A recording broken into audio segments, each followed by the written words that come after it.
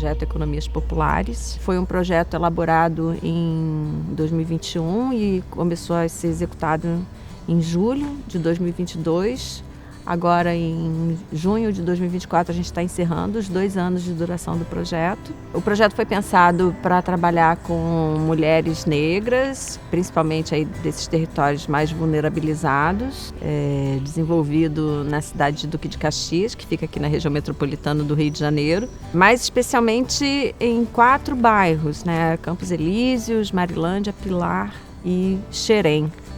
As iniciativas da economia dos setores populares, elas estão presentes em todos esses territórios vulnerabilizados. São atividades econômicas desenvolvidas por pessoas que tentam resistir à falta de meios de sustentação da vida. Então, todas as iniciativas econômicas presentes, a gente pode trabalhar com elas, né? Você se apresentou semana passada, não? Semana passada.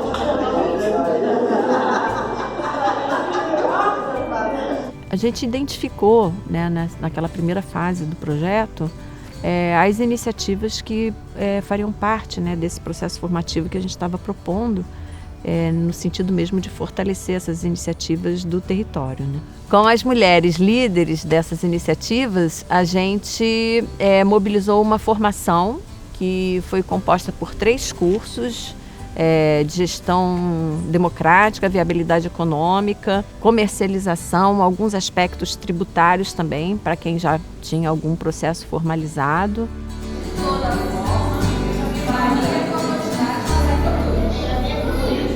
Essa formação, ela foi uma formação mais abrangente. Ela pegou diversos segmentos ali do território, né? Agricultura, artesanato, alimentação, estética, prestação de serviços, enfim, foi uma formação mais ampla, mais geral. E depois a gente partiu então para algumas ações mais específicas que complementam essa formação mais geral. E aí foram os intercâmbios, que foi uma oportunidade de fazer várias trocas, né? Tanto das pessoas entre elas, quanto das pessoas participantes do projeto com os lugares que a gente visitou, né?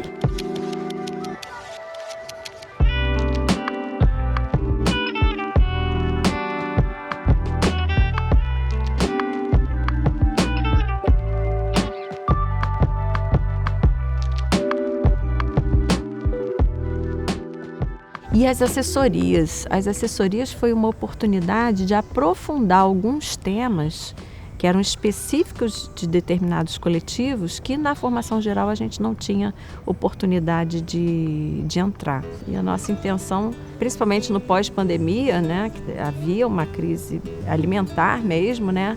A gente pensou em fortalecer essas iniciativas, né? Trazer um pouquinho de eficiência econômica para essas iniciativas e também colocar comida boa no prato das pessoas.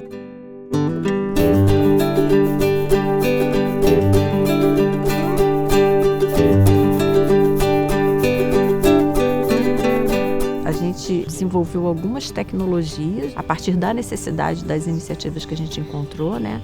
A gente desenvolveu o planejamento da produção, que é uma ferramenta que consegue que as pessoas tenham a produção mais homogênea. O que significa isso?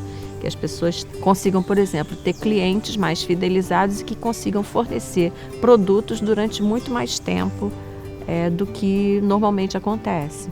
Então, o planejamento da produção foi muito importante nesse processo. Amanhã é a entrega das nossas cestas, a cesta orgânica que a gente produz, junto aí com o coletivo Raiz Orgânica. E agora eu estou preparando os molhos de cheiro verde, tá vendo? Já peguei a salsa, que é essa daqui, a cebolinha, e aqui são minhas couves. Ó, tudo couve. Formiga deu um arraso aqui feio. Essas pontas aqui eu tive que replantar, que a formiga tinha comido tudo. Então, as assessorias elas vão entrando exatamente nas dificuldades mais específicas desses empreendimentos, né, dessas iniciativas econômicas, e vão construindo soluções junto com essas iniciativas. Então, se a gente for pensar assim no programa de formação, ele se estende dessa maneira, com a formação geral, os intercâmbios e essas assessorias que tratam dos temas de forma mais específica. Tina mora há 10 anos no seu sítio dos sonhos. Vinda de uma família de agricultores, ela conta como participar do projeto tem transformado seu modo de produzir. Naquela época não existia agrofloresta, cobertura seca, essa coisa toda, cobertura morta que a gente diz, cobertura viva. E isso eu fui aprender agora. A implantação das agroflorestas é um braço do projeto Economias Populares da ONG Capina, que tem como foco o fortalecimento de empreendimentos populares e a educação ambiental. 10 famílias são atendidas diretamente e devem ser multiplicadoras desse conhecimento na cidade de Duque de Caxias, na Baixada Fluminense. Foi dentro do programa de educação ambiental, que aí sim, esse voltado para as escolas, mas também com a implementação de 10 agroflorestas. A gente até quando pensou o projeto, a gente ficou na dúvida, né, se implantar a horta, né, por conta da questão mesmo da fome imediata, né. Mas no território, quando a gente foi fazer a identificação, a gente viu uma propensão muito forte e importante de um trabalho com agroflorestas e foi onde a gente acabou investindo os nossos recursos, né. As agroflorestas, em um grande resumo, é a produção de alimentos saudáveis junto com o plantio de árvores. Resumindo de uma maneira mais objetiva, né? A gente consorcia espécies arbóreas junto com espécies de produção agrícola, visando a geração de renda, visando alimentação saudável, visando abastecimento agroecológico de alimentos para a população. Para além dessas pessoas terem a condição de produzir alimento dentro da floresta, houve também um processo de reconhecimento do papel delas dentro desse território, do papel das mulheres enquanto força produtiva dentro desse território.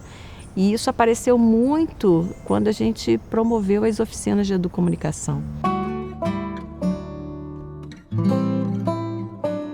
Foi um processo de construção de um vídeo, né, que ia ser divulgado, mas que fez com que essas pessoas olhassem para elas mesmas, né? Principalmente essas mulheres, olhassem para elas mesmas e pudessem se reconhecer como agentes não só da sustentação da família, mas também nos aspectos do cuidado, no cuidado com elas mesmas, no cuidado com o que elas produzem, né?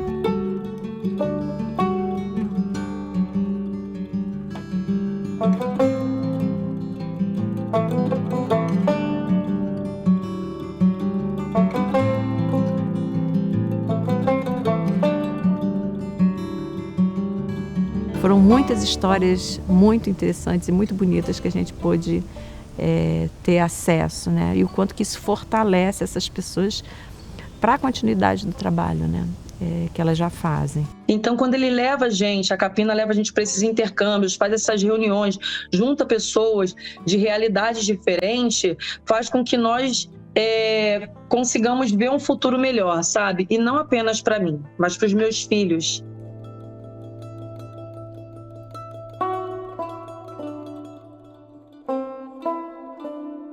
Temos a intenção também de cuidar de algumas crianças, né? Então a gente também fez algumas atividades para serem desenvolvidas nas escolas, né? Num programa de educação ambiental.